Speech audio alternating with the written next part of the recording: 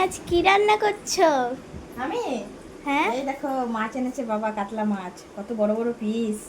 এটা আজকে রান্না করবো, ঠিক আছে? হ্যাঁ তুমি তো এই মাছটা খেতে ভালোবাসো। হ্যাঁ। হুম, বড় বড় কাতলা এনেছে তোমার বাবা।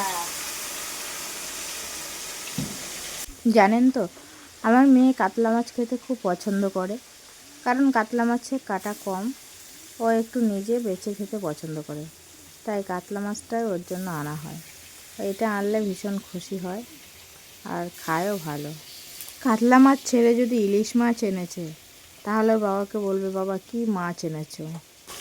আজকে আলু দিয়ে কাতলা মাছের ঝোলটা করব। দেখুন বন্ধুরা, আমার কাতলা মাছটা রান্না হয়ে গেছে, আলু দিয়ে রান্না করেছি।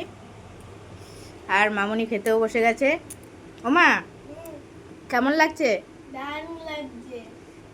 আমার মাটা আবার মাছের মাথা খেতে ভালোবাসে, তাই মাছের মাথাটা ওকে দিয়েছি আর একটা পিস দিয়েছি, পেটির পিস। তাহলে খেয়ে নাও।